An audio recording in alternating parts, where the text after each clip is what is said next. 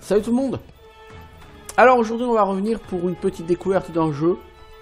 Un jeu qui existe a priori également sur mobile, Fighting Fantasy Legends.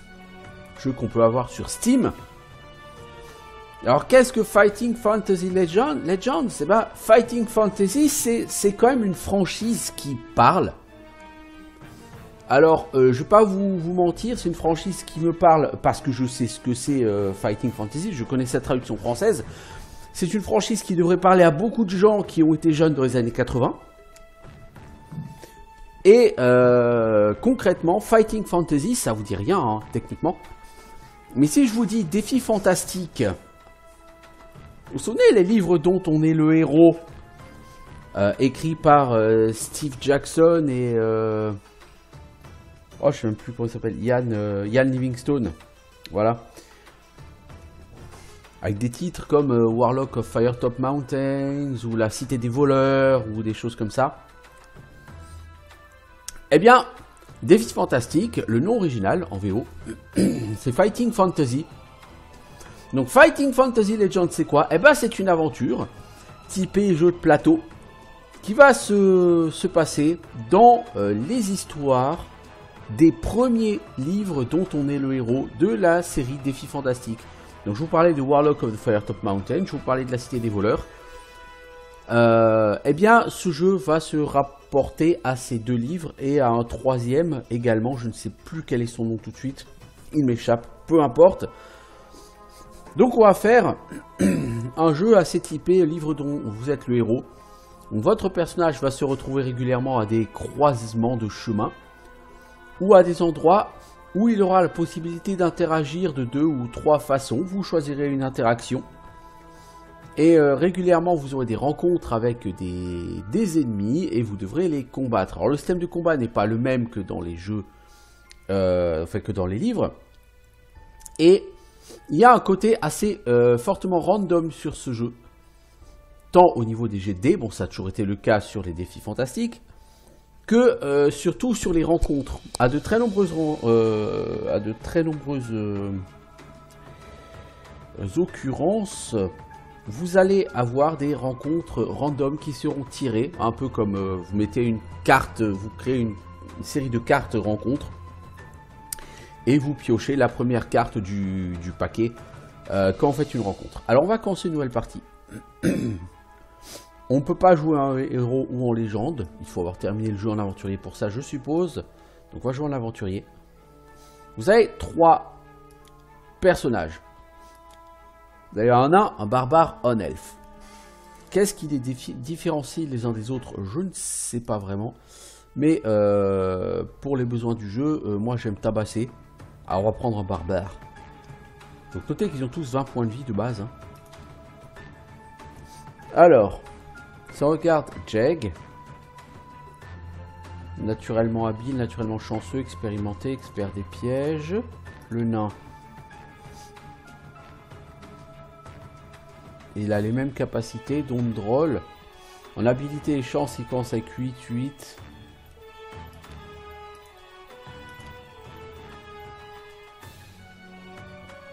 Ben, vous avez la même chose en fait. Les 3 personnages sont relativement les mêmes. Donc on va prendre en un, allez, pour changer. Alors techniquement...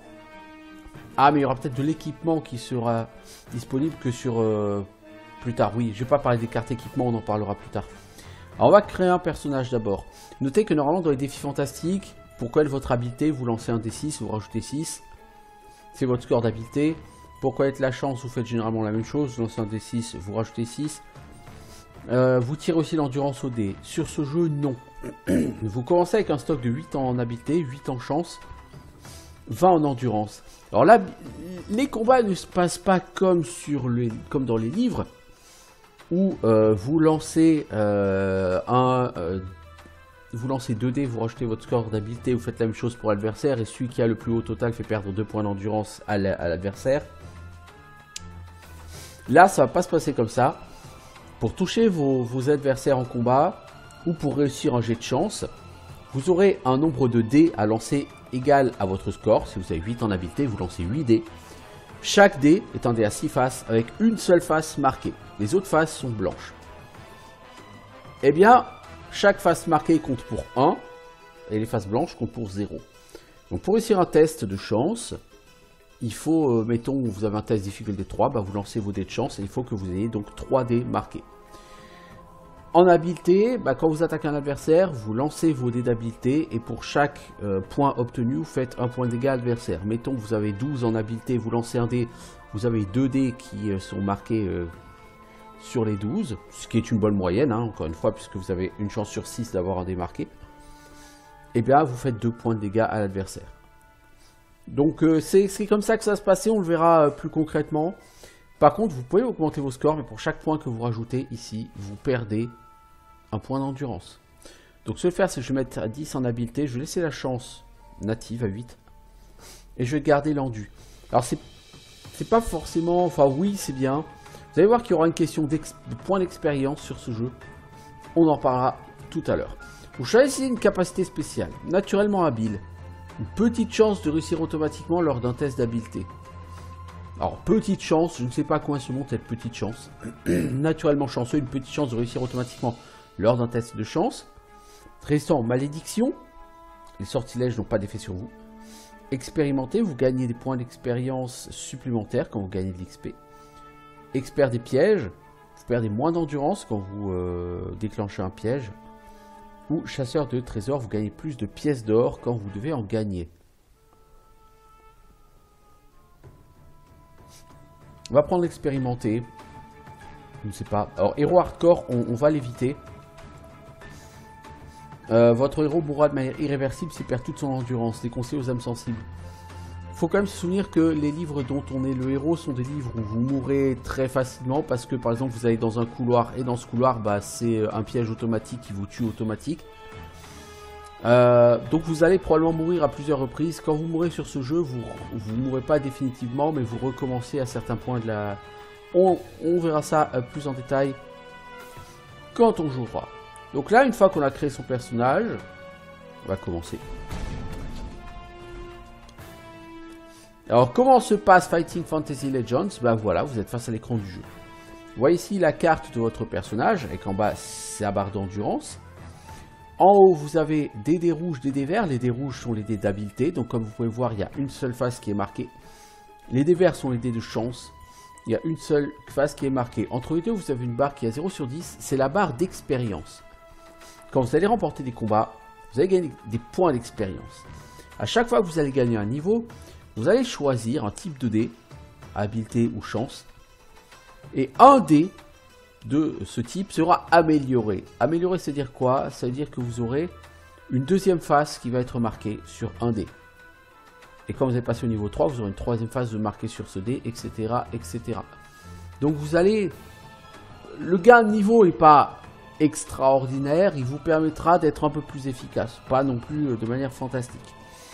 Et après ici vous avez le menu, donc ici vous avez les quêtes, je n'ai pas encore de quêtes. Vous avez ici le codex des créatures, donc voilà toutes les créatures qu'on peut affronter dans le jeu. Donc ici on en a un petit paquet.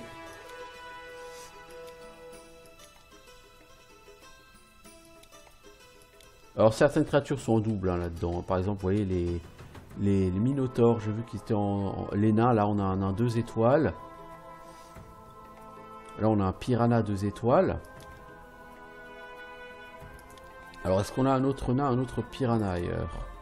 Là, on a un autre piranha 2 étoiles, vous voyez, donc...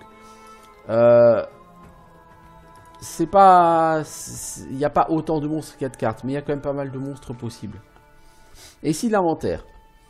À chaque fois que... Enfin, régulièrement, pas à chaque fois que vous allez vous battre, pas du tout, mais régulièrement, vous allez trouver, soit en butin de monstres, soit en fouillant, vous allez trouver du butin. Ah ben, le butin sera représenté par des cartes qui vont venir s'installer dans votre inventaire. Donc concrètement, comment se présente le jeu? Vous avez ici en haut le texte. Donc vous avez la situation de votre personnage. Vous avez le texte du paragraphe. Après une longue marche dans l'outre-terre, vous arrivez à une intersection menant à la ville d'Argenton. Pour vous déplacer, cliquez sur les flèches ou les boutons de déplacement. Là pour l'instant vous n'avez pas le choix, vous êtes obligé d'aller à Argenton, vous pouvez aller nulle part ailleurs. Donc vous vous rendez en ville. En entrant en ville, quelque chose ne vous paraît pas normal. Les gens ont l'air nerveux et à cran.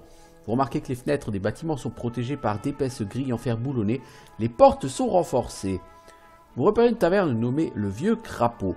Ses gérants pourront peut-être vous renseigner sur cette ambiance étrange. Soit on entre dans la taverne, soit on quitte la ville. On va entrer dans la taverne. Tant qu'à faire, tout le monde sait que les aventures commencent toujours dans les tavernes. Vous entrez dans la taverne le Vieux Crapaud. À votre grande surprise, personne ne souhaite vous parler. Vous demandez à l'aubergiste s'il a une chambre de libre. Il vous ignore et se dirige vers la grande porte en chêne qu'il ferme à l'aide de 6 verrous en fer. Soudain, quelqu'un frappe lourdement à la porte en criant « Ouvrez, c'est Owen Carliff !» L'aubergiste fait glisser les verrous. Un homme gras et chauve vêtu de belles robes écarlates fait irruption dans la taverne. Il vous interpelle avec insistance. « Étranger, je dois vous parler. S'il vous plaît, c'est important. Je suis Owen Carliff, je suis le maire d'Argenton. Nous sommes en grand danger. Une malédiction terrible nous frappe, c'est à moi qu'il revient de nous en débarrasser. » Donc classique, hein, c'est dans les tavernes qu'on obtient nos quêtes. Il y a 10 jours, 2 messagers maléfiques sont arrivés en ville sur des destriers noirs aux yeux rouges feu. Ils ont demandé à me parler, je suis venu les accueillir. Ils m'ont sommé de leur donner ma fille adorée Mirelle pour qu'elle parte vivre aux côtés de Zambarbone, également connu sous le nom de Prince de la Nuit. J'ai évidemment refusé. Fou de rage, le Prince de la Nuit a envoyé 6 chiens de lune, des molosses aussi forts que 4 hommes avec des crocs tranchants comme des rasoirs, déferler sur la ville. Ils ont traversé les maisons en ne laissant derrière eux que des cadavres. Chaque nuit, les chiens de lune reviennent. Nous sommes si terrifiés que nous ne parvenons plus à fermer l'œil. Vous êtes notre dernier espoir étranger. Un homme répondant au nom de Nicodème réside à l'ouest, à Port de Sable Noir, pour des raisons que je ne comprendrai jamais. Cet endroit est surnommé la Cité des voleurs. C'est le repère des pirates, brigands, assassins et voleurs à des centaines de kilomètres à la ronde. Nicodème est un vieux sorcier. J'étais ami avec lui il y a des années. Lui seul peut terrasser Zambarbone. Personne ici n'ose entrer dans le port du Sable Noir. Je vous supplie de le faire venir ici. Vous serez récompensé si vous acceptez l'étranger. Prenez ces 30 pièces d'or pour votre voyage, ainsi qu'une épée. Elle vous appartient désormais.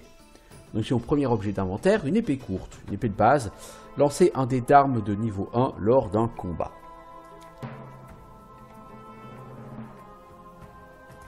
Donc vous voyez, elle est là, elle est équipée. Vous avez obtenu une quête. Nicodème le sorcier. Pour afficher vos quêtes actives, consultez le registre des quêtes. Voilà, Nicodème le sorcier, trouvez Nicodème à Port du Sable Noir. Vous attendez que la voie soit libre, vous sortez de la taverne. Vous continuez en direction des portes de la cité et quittez Argenton, déterminé à atteindre Port du Sable Noir pour trouver l'homme nommé Nicodème. Donc pour l'instant, c'est un peu la partie tutoriel, donc vous n'avez pas vraiment beaucoup de choix. Partir vers le nord en direction de Port du Sable Noir. C'est là. Donc c'est la seule direction où je peux me rendre, hein, pour l'instant. Par la suite, bien sûr, je pourrais naviguer peut-être un peu plus librement. Donc j'arrive devant la cité. En vous approchant de la porte principale, 2 gardes vous font face. L'un d'entre eux vous dit « Qui entrerait dans Port du Sable Noir sans y être invité? Dites-nous ce qui vous amène. » Alors on peut dire qu'on veut parler à Nicodème, que nous avons du butin à vendre ou l'attaquer. Si je dis que je veux vendre du butin, il va falloir faire un test de je ne sais plus quoi, alors on va faire ce test. Vous dites au garde que vous êtes venu vendre des calices argentés que vous avez volés dans une taverne d'Argenton et que vous lui payerez une pièce d'or s'il vous dit où aller pour obtenir le meilleur prix. Le garde vous dévisage et vous dit laissez-moi regarder ces calices avant de vous laisser entrer. Vous pouvez lui dire que les calices sont maudits et ne doivent être examinés que par un mage. Essayez de le contourner en courant jusque dans la rue ou de l'attaquer rapidement. On va essayer de dire que les calices sont maudits. Le garde fronce les sourcils et dit « Très crédible, mais je suppose que vous êtes comme tout le monde dans cette cité. Vous pouvez entrer à vos risques et périls ou acheter mes conseils contre 3 pièces d'or. » Je ne vais pas acheter ces... Je vais acheter ces conseils. Les habitants ne sont pas tous des déviants dangereux. Certains, tels que Madame Étoile, sont serviables si vous acceptez de les payer. Il fait un geste du bras, vous passez... Ouais, d'accord. Donc en gros, il t'indique surtout que Madame Étoile peut être sympa si tu payes. Mais vu que tu l'as déjà payé pour ça, il ne te reste plus beaucoup d'argent. Donc là, le personnage avance tout seul, hein, jusqu'à une intersection.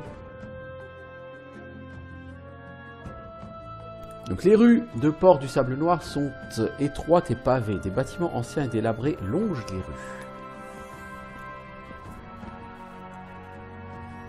Vous recevez des points d'expérience quand vous complétez des quêtes et éliminez des monstres ou lors d'un test de chance ou de votre habileté. Grâce à votre habileté spéciale, apprentissage rapide, pardon, vous gagnez un peu plus d'expérience à chaque fois que vous recevrez de l'expérience. Votre jauge d'expérience apparaît à gauche, comme je vous l'ai indiqué tout à l'heure. Et maintenant, nous voilà dans le rue à proprement parler. Donc, comme si nous étions sur un livre dont on est le héros, on dirait, vous arrivez à une intersection. Cette intersection est un croisement en croix. Vous pouvez vous rendre dans la rue de gauche, la rue de la Clé, continuer tout droit sur la rue du Marché ou prendre à droite dans la rue de l'Horloge. On va aller dans la rue de l'Horloge. On avance. Et le jeu nous dit, vous apercevez un garçon face contre terre, une capuche lui recouvrant le visage, il gémit, aidez le garçon. Ça c'est un piège, c'est manifestement un piège, on va pas l'aider. Et voyez ici sur l'écran, il y a des points d'interrogation là qui clignotent, qui bougent. Ça veut dire que là, il y a une rencontre aléatoire qui va se produire. Lorsque vous trouvez des points d'interrogation flottants, vous piocherez la première carte d'un jeu de cartes qui déterminera votre rencontre. Donc le jeu de rencontre, il est en bas à droite. Chaque lieu possède son propre jeu de cartes composé de monstres, de trésors, de pièges et d'autres événements. Le jeu de cartes est mélangé quand vous commencez la partie, vous piochez toujours la première carte du jeu. Donc là, on va découvrir notre carte. Alors, bagarre de rue, pardon. Vous apercevez 3 hommes en train de se battre. 2 jeunes attaquent un plus âgé. Aidez le vieil homme, affronter les vagabonds ou les ignorer. Est-ce qu'on va affronter? On va aider le vieil homme. Comme ça, on va pouvoir faire un combat. On va voir comment le combat se passe. Alors, monstre. Si vous piochez une carte monstre, vous entrerez dans un combat à mort. Donc, les vagabonds sont déterminés par des cartes. Les monstres en général sont déterminés par des cartes. Sur ces cartes, vous voyez 3 informations. Ici, une étoile pour indiquer la difficulté générale du combat. En haut à gauche, un chiffre dans un rond rouge, c'est le nombre de dés de l'adversaire. Donc l'adversaire a 5 en habileté, il lance donc 5 dés lors de son attaque. Et en bas, l'endurance, il a 6 points de vie. Donc on va se battre. Comment se passe le combat? J'ai droit à un des bonus via mon épée. Et j'ai mes 10 dés de base. Donc j'ai 11 dés. Je vais lancer mes dés. Et l'adversaire lancera ensuite ses 5 dés. Je lance mes 11 dés. J'obtiens 2 résultats positifs. Donc je fais perdre 2 points de vie. Lui il lance 5 dés, il a un résultat positif. Je perds 1 point de vie. Jusque là on est tout à fait dans la moyenne. Et vous poursuivez comme ça jusqu'à ce que l'un des 2 adversaires meure. Là c'est une attaque tout à fait peurave que j'ai fait. Lui a fait une excellente attaque contre moi. Ça s'annonce déjà pas super bien. Alors je suis toujours pas hyper efficace. Lui est super efficace. Par contre je vais me faire prendre une branlée par les vagabonds. Donc là je l'achève. Ça me fait une belle jambe de faire 4 maintenant. C'est un peu trop tard. J'ai gagné de l'XP, 6 points. Mais j'ai perdu quand même beaucoup de santé. J'ai perdu 6 points de santé. C'est beaucoup. Vous aidez le vieil homme à se relever. Il est reconnaissant. Vous dit que si vous arrêtez à la taverne Le Porc et la Grenouille, il vous paiera un verre. Super. Et donc, vous voyez, dans le codex des créatures, j'ai une première créature qui est apparue. J'avance jusqu'à ce que quelque chose se produise. En l'occurrence, en passant près de la maison située à droite, vous remarquez que la porte est ouverte. Vous entendez des murmures à l'intérieur. Bon, on va rentrer dans la maison. Une créature humanoïde de 3 mètres de haut se trouve dans la maison accroupie. Elle a l'air très inquiète et marmonne dans sa barbe. C'est un ogre. Il vous dit... payez-moi 5 pièces d'or pour que je m'achète à manger. Non, j'ai déjà trop payé là. Du coup, il va m'attaquer pour se battre. Il a 7 points de vie, 8 en habileté. Bah écoutez, on va se battre. Il faudrait que j'ai un petit peu de meilleur round là, parce que le roll à 1 en dégâts, c'est minable. Lui, il va faire 3 en dégâts, non? Il fait 2 en dégâts, quoi. Je vais me faire massacrer avant même d'atteindre Nicodemus.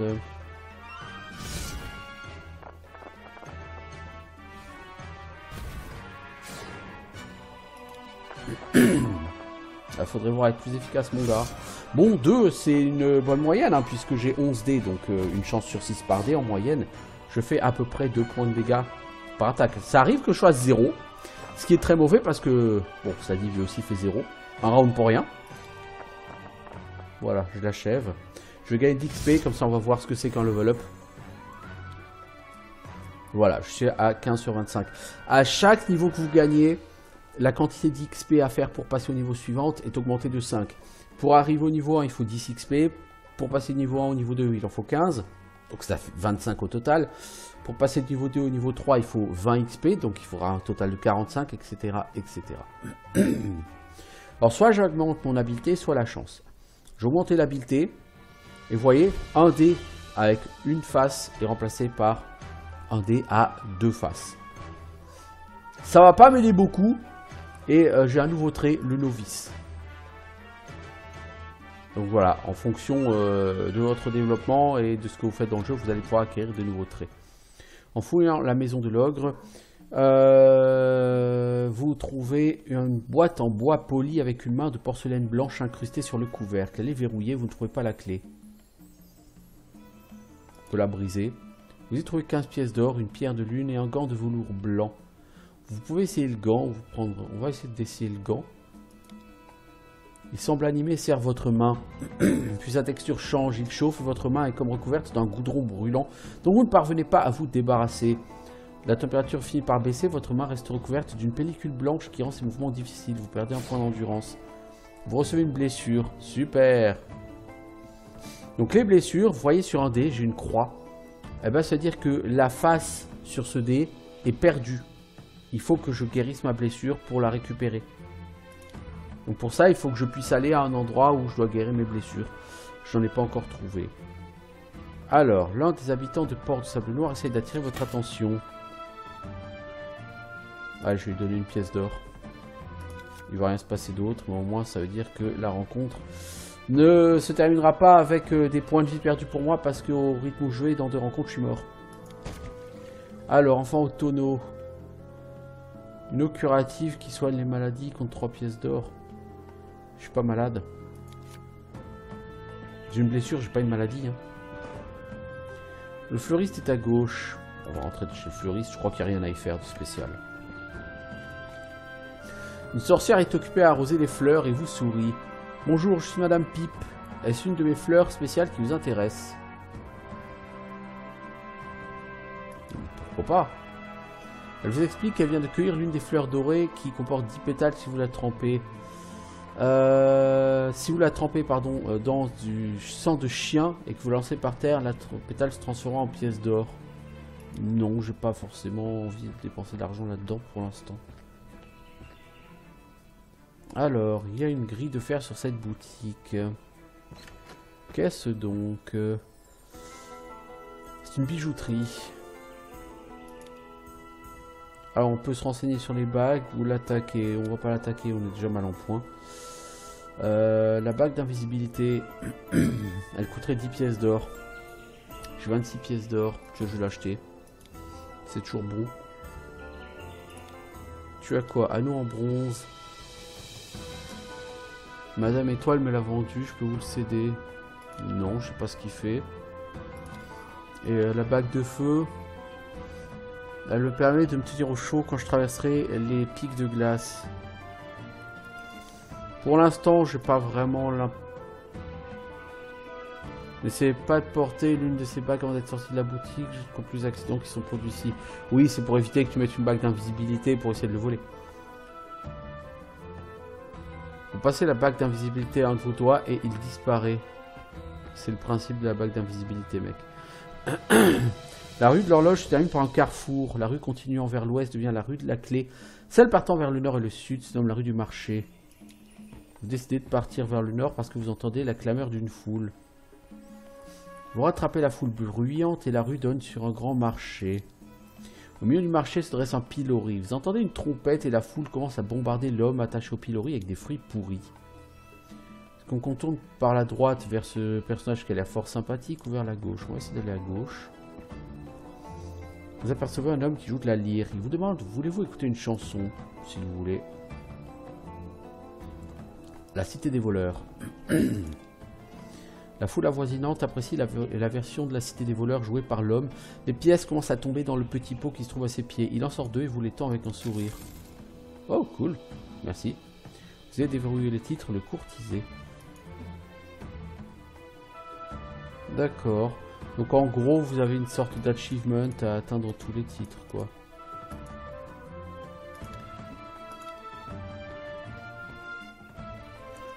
L'homme qui se trouve... Équipement, couteau de lancer, corde d'escalade, lanterne. Alors on va acheter une corde. Parce que tout le monde sait que pour aller à l'aventure c'est utile. Les couteaux de lancer sont toujours utiles à un moment ou à un autre de la partie. On va les prendre. La lanterne c'est toujours utile. Enfin tout ce qu'on vend là est toujours utile. Alors vous pouvez acheter des légumes. La nourriture vous recharge 2 points de vie.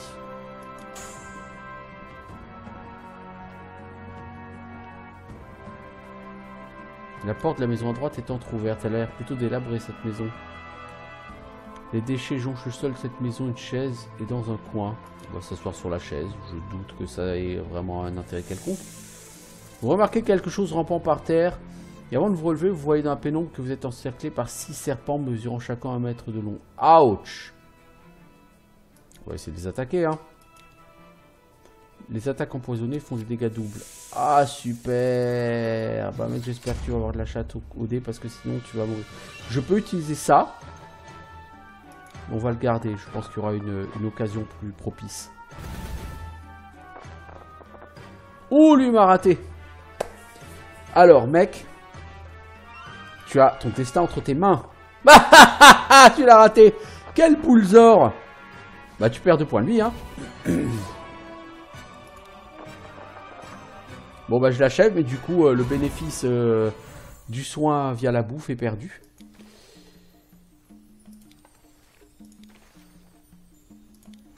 Vous quittez la maison, continuez vers le nord. Ouais, bah c'était pas très intéressant du coup.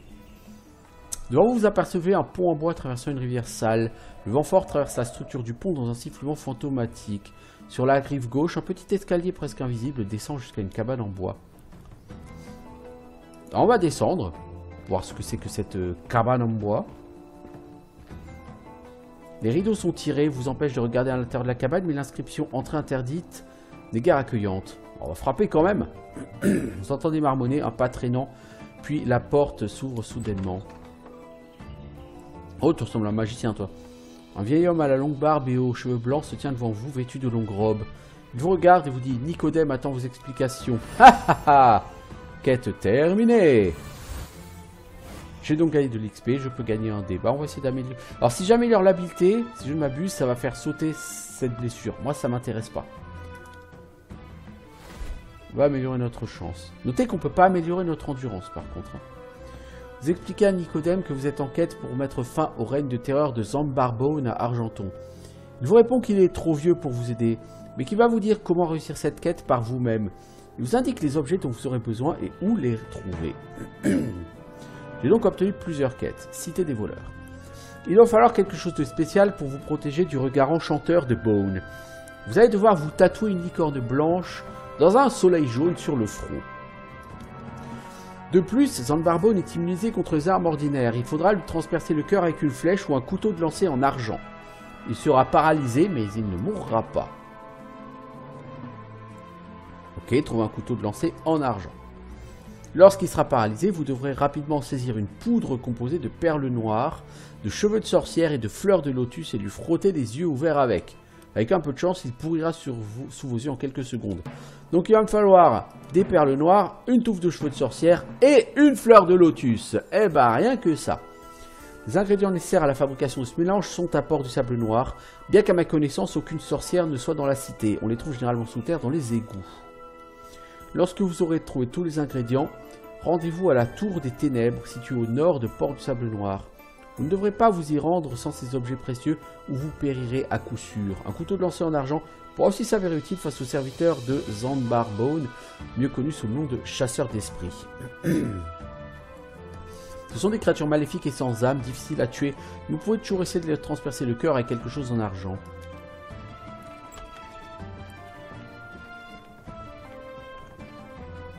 Ok, nous n'avons donc pas d'autre possibilité que de traverser le pont où nous faisons une rencontre. Un chat noir. Un chat noir vous surprend et vous barre la route. Un dé de chance est maudit. Ah, super. J'ai une blessure et une malédiction. Rue du Port, rue de la Bougie. Rue de la Bougie. Vous apercevez quelque chose au coin de l'œil. Pedro! Il reniflera une pièce d'or supplémentaire à chaque fois que vous gagnez des pièces d'or. Oh, c'est cool ça. Ça va dans mon inventaire ça, Pedro. C'est cool ça. Alors, la maison comporte une entrée sur laquelle 6 crânes sont peints, un noir et 5 blancs. Ah, c'est un bonneto quoi.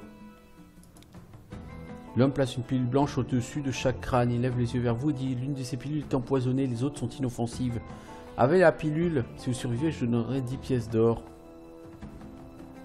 Non, l'espèce de jeu de bonneto, là, j'ai pas envie d'y jouer. L'un des habitants de Port Sable Noir essaie d'attirer votre attention. Non, j'ai pas envie de ton conseil. Je veux dire, je suis pas Rothschild non plus. Hein.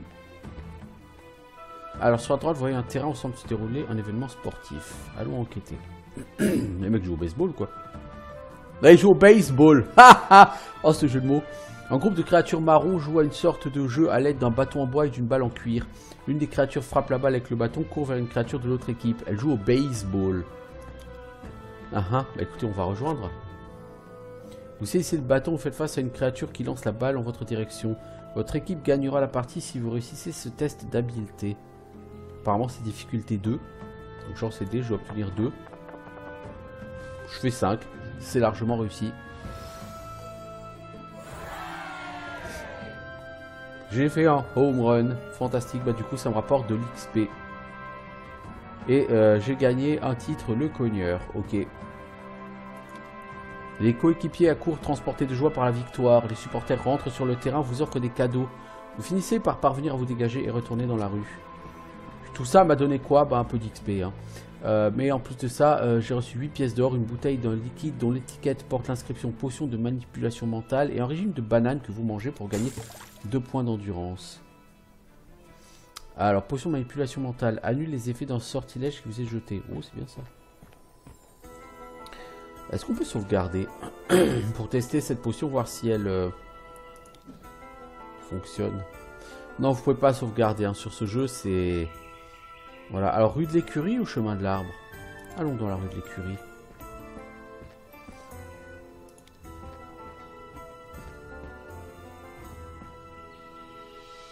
Vous êtes devant une maison dont la porte d'entrée est en chêne avec une gravure qui représente une tête de serpent. À l'intérieur de la maison, une personne voilée vous tourne le dos. Une voix de femme s'élève. Qui est là? Je suis là pour récupérer des guenilles. Son ton devient désagréable. Elle vous dit de sortir de chez elle. Vous n'y trouverez pas de guenilles ni aucune babiole d'aucune sorte. Bien, bien, nous ne sommes pas le bienvenu. Non, pas forcé, hein. À gauche, vous apercevez un bâtiment devant lequel se trouve un poteau auquel sont attachés des chevaux. Un homme portant un tablier noir est à l'intérieur. On va lui parler. Discutez avec le forgeron, vous lui demandez s'il sait faire autre chose que des fers à chevaux. Il vous répond qu'il aime fabriquer des cottes de mailles pendant son temps libre, une activité secondaire assez lucrative. Vous pouvez en acheter une pour 20 pièces d'or. Heureusement pour vous, les chaînes de mailles pour humains n'ont pas un coût de fabrication trop élevé. Je pourrais l'acheter. J'ai plus d'argent du tout, mais on va faire 100. Il faut tout acheter dans cet endroit pour faire confiance à personne. Lancer un dé d'armure de niveau 2 lors d'un combat. Ok. Je suppose que tu lances un dé pour essayer de réduire les dégâts que tu encaisses.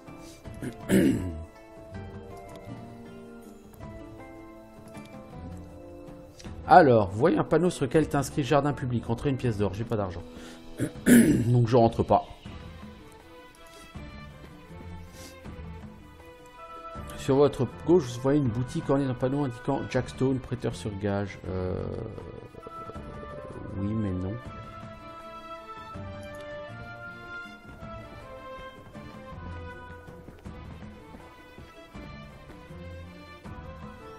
Vous apercevez 2 gardes portant l'uniforme du Seigneur Azur. Lorsqu'ils approchent, vous réalisez qu'il s'agit de trolls, des mercenaires brutaux officiant dans les rangs de la garde impériale d'élite. Vous voyez un arbre presque aussi grand que le mur de la cité. Vous grimpez à l'arbre. Les gardes accourent envers vous. Ah oui, d'accord. Une fois arrivé sur la plus haute branche, vous réalisez qu'une distance de 2 mètres vous sépare du sommet du mur. Les gardes vous attendent en bas, vous n'avez d'autre choix que de sauter. Tentez votre chance, résultat requis 5. Alors là, c'est pas tenter votre chance, c'est un jeu d'agilité, mais bon, de toute façon, je vais rater. 5, c'est trop, clairement beaucoup trop. Donc je vais me casser la gueule, je perds des points de vie. 3 points de vie, et ensuite les gardes se foutent de ma gueule et ils m'encerclent et je vais prendre une raclée. Clairement, alors du coup je vais utiliser ce couteau de lancer.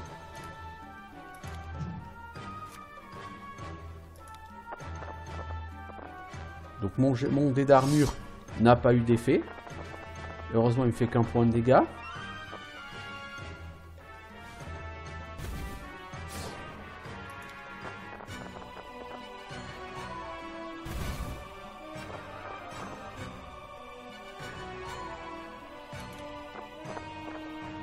Ah oui, l'attaque ratée, c'était exactement ce qu'il me fallait.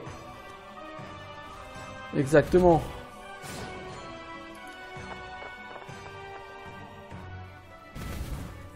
Bon, j'ai un point d'armure, donc j'annule un point de dégâts. Donc je ne suis pas tout à fait mort. Lui, si. Il me reste un point de vie, donc évidemment, je n'ai aucune chance de m'en sortir. Ah, il y a le deuxième garde. Ah oui, donc effectivement, là, je suis mort par contre. Donc on va tester l'effet du décès. Hein.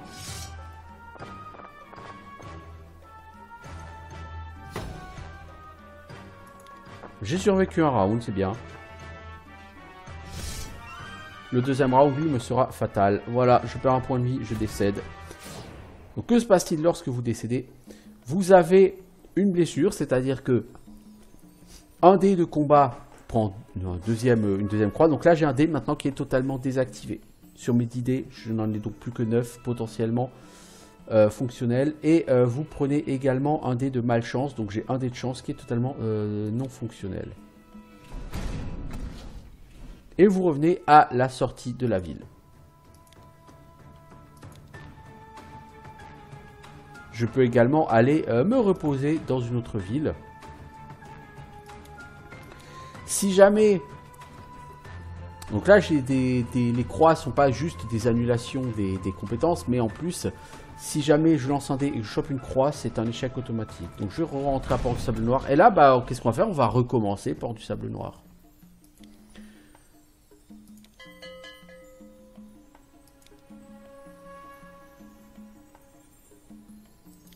Là, les gardes veulent me mettre en prison parce que j'ai dit que je venais voir Nicodème. Donc je vais essayer d'échapper aux gardes.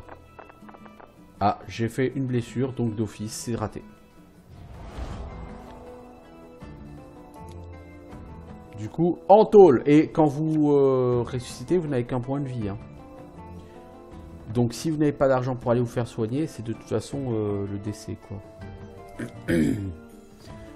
Votre âme a été retirée pour être placée sur une table située devant la cellule. Souhaitez-vous que je vous libère? Donnez-moi 10 pièces d'or, vous serez sorti. J'ai pas d'argent. Alors soit je peux fouiller la cellule, soit simuler un malaise. J'essaie de fouiller la cellule. Je trouve une pierre mal fixée que je retire. Il y a une clé en fer à l'intérieur d'un trou. Elle permet d'ouvrir la porte. Je vais récupérer mon arme. Les gardes m'attaquent. Je n'ai évidemment aucune chance de les vaincre avec un point de vie. Donc je vais à nouveau décéder. Voilà. Tout ça pour dire que là je commence à accumuler les blessures et les malédictions. Donc je vais pas forcément aller plus loin parce que de toute façon c'est pas un jeu dont le test nécessite de jouer 3 heures. Je pense que là, la mécanique du jeu, vous l'avez assez vu. Donc mourir ou disons perdre de manière régulière est une très mauvaise idée. Si vous voulez perdre, en fait, ce qu'il faut faire absolument, c'est aller ici à l'auberge. Alors je sais plus si c'est à Bourbier qu'il y a une auberge.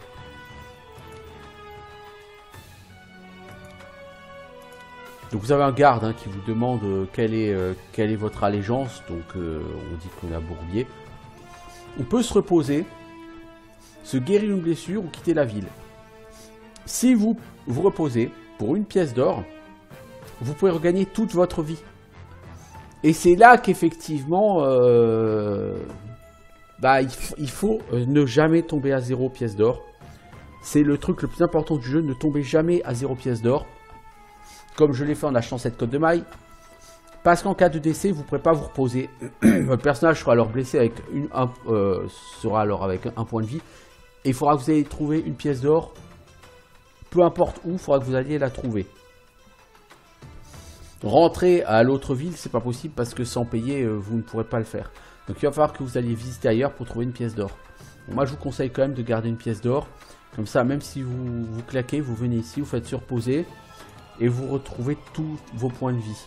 Je vous conseille quand même de garder au moins 11 pièces d'or pour pouvoir également vous guérir et annuler la blessure que vous aurez acquise lorsque vous avez été vaincu. Voilà, donc c'était un test de ce petit jeu, Fighting Fantasy Legend, c'est mieux. Encore une fois, c'est une adaptation de 3 livres dont on est le héros, qui sont fusionnés en une seule quête. C'est pas un jeu qui a une durée de vie de 30 heures, hein, du coup. Mais si vous avez aimé les livres dont on est le héros, somme toute, ça respecte relativement l'esprit de cette franchise et de ces jeux. Et moi j'ai trouvé que c'est un jeu agréable à jouer, là, pendant cette demi-heure. Évidemment, j'ai fait n'importe quoi, j'ai trop cherché la baston, je me suis pris une branlée, j'ai dépensé tout mon or, donc j'ai fait tout ce qu'il ne faut pas faire, hein, bien sûr. Mais ça m'a au moins permis de tester comment marche le level up, qu'est-ce qui se passe quand vous mourrez. Voilà, on a pu tester des petites choses différentes et c'est bien. Voilà, donc après, effectivement, maintenant je suis ici, je peux partir, je peux choisir. Donc maintenant, effectivement, comme je vous disais, au niveau du monde, vous avez la possibilité de vous balader un petit peu plus librement. Je peux décider de partir à droite si je veux. Là, il y a une colombe blanche qui est posée devant moi. Un petit morceau de papier est attaché à sa patte. Vous le prenez. Cher ami, bien que la situation dramatique d'Argenton soit d'une importance capitale, vous devrez rendre visite à mon ami Yastromo, qui réside dans une tour au sud de la forêt des ténèbres. C'est un sorcier puissant. Vous pourrez peut-être vous aider mutuellement. Bonne route, signé N, donc Nicodème. Voilà. Vous avez obtenu une quête. Donc on me propose d'aller là-bas.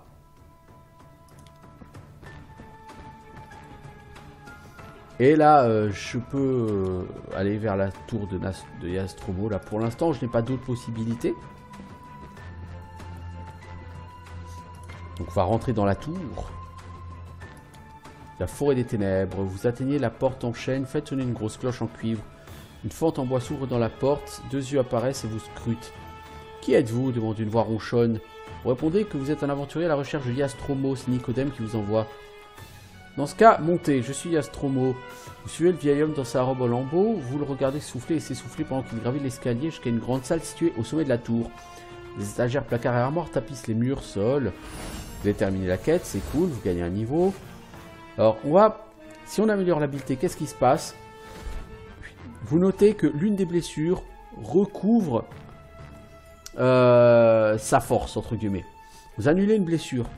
Alors c'est bien, parce que maintenant pour soigner 2 blessures, il ne faut plus que 20 pièces d'or au lieu de 30 pièces d'or pour soigner toutes les blessures. Le problème, c'est que si j'avais eu 30 pièces d'or et soigné toutes mes blessures, et bien avec ce level up, si vous voulez, j'aurais pu améliorer un 2e dé. Cette amélioration, elle est perdue.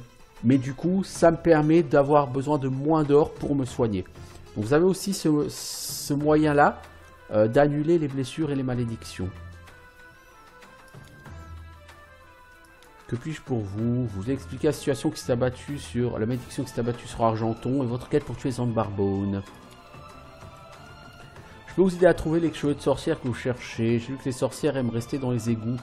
Peut-être en trouverez-vous sous port du sable noir. Si vous ne trouvez pas ces cheveux, il y a peut-être un autre endroit que vous pouvez visiter.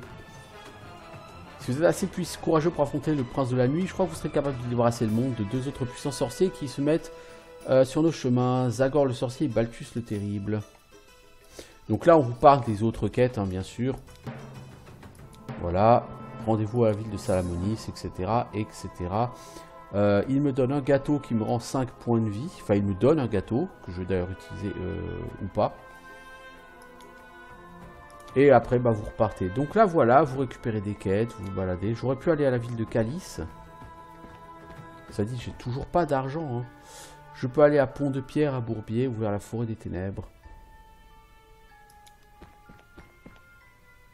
Ouais, c'est toujours la même chose. Hein. Vous pouvez vous reposer pour une pièce d'or, guérir pour 10 pièces d'or, etc. Bon, maintenant que j'ai récupéré un gâteau, je peux toujours essayer de repartir vers la première ville, aller dans les égouts. Voilà, voilà. Bon, en espérant vous avoir fait découvrir. Donc encore une fois, c'est un petit jeu, c'est un jeu qui n'est pas très long, c'est un jeu avec des mécanismes ultra simples.